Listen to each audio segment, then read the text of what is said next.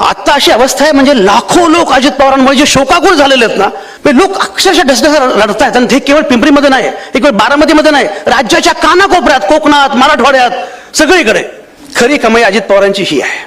तुम्हाला एक सांगतो, मी म्हटल्याप्रमाणे जातीचा, धर्माचा, पंथाचा, भाषेचा काही विचार केला नाही. मुस्लिम उमेदवारांना त्यांनी जेवढी उमेदवारी दिली तेवढी कदाचित कोणीच दिली नसेल. जे परिवर्तनवादी पक्ष आहेत त्यातले सुद्धा कार्यकर्ते स्वतः जातीच्या पलीकडे गेलेत का मला माहिती नाही, पण अजित पवार मात्र जातीच्या पलीकडे गेलेले होते. कामाचं बोला, काम महत्वाचं, वेळ महत्वाची.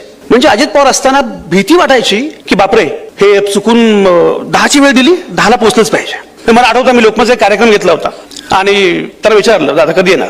म्हणजे 10 वाजता. कार्यक्रम मॅरिएटला, मी राहायला येथे मांगुर्डेला.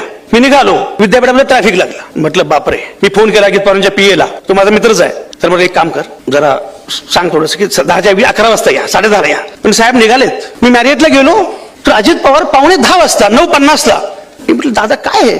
वेळ महत्वाची. ही वेळ पाळणारा नेता किती महत्वाचा माणूस होता, कामाचा बोलणारा नेता. तुम्हाला एक गंमत सांगतो, महानगरपालिकेमध्ये आयुक्त आणताना त्यांनी ज्या प्रकारचा विचार केला ना, या माणसाने काम केलं पाहिजे. ते आयुक्त पण माझे मित्र आहेत खासगीमध्ये, ते सांगतात दादाने मला सांगितलं बाकी कुठला विचार करायचा नाही, फक्त महानगरपालिका आणि महानगरपालिकेचा विकास, बाकी कुठलाच विचार करायचा नाही. इतका मोठा माणूस होता हा. मला खरंच असं वाटतं की एक खूप मोठा माणूस गमावलाय. मी परवा फेसबुकवर असं लिहिलं होतं की दादा तुम्ही खरं म्हणजे मला आवडत होता, पण हे मी पण तुम्हाला कधी सांगितलं नाही. टीका केली, हल्ला चढवला, पण तुम्ही खूप आवडत होतात.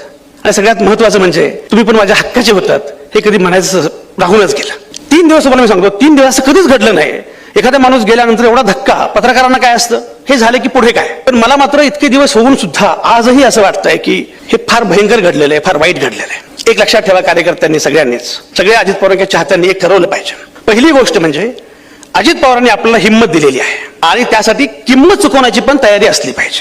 ही हिंमत महत्वाची, पहिला मुद्दा. दुसरा मुद्दा, अजित पवारांचं वैशिष्ट्य काय माहितीये, इतकी वर्ष राजकारणात काम केल्यानंतर सुद्धा त्यांच्या शब्दाला किंमत होती.